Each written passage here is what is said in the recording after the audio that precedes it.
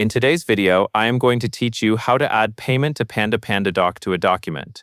To begin, open the document or template where you want to collect payment. You can do this from your Pandadoc dashboard by selecting the file you are working on. Make sure you are in the editor view so you can add and arrange content on the page. It is a good idea to place the payment section near the end of the document, after the terms and signature fields, so it feels like a natural final step for the recipient.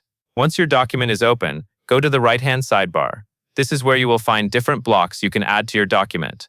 Locate the payment block, then click and drag it from the sidebar onto your document. As you drag it, look for the area where it will drop into place, and release when it is positioned where you want the payment section to appear.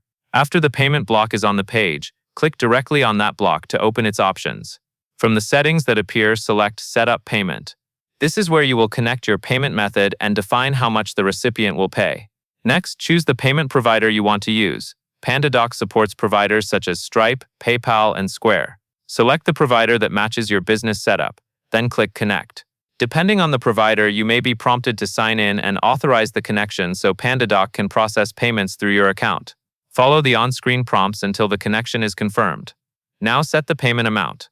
You can type in a specific payment amount directly, or you can link the payment to a pricing table if your document includes one. Linking to a pricing table is helpful when your totals may change based on items, quantities, or optional selections, because it keeps the payment value consistent with what is shown in the pricing details. When everything looks correct, click Save. This locks in your payment settings for that document or template. Take a moment to review the placement of the payment block and confirm the amount is accurate before you send the document out. That covers everything you need to know.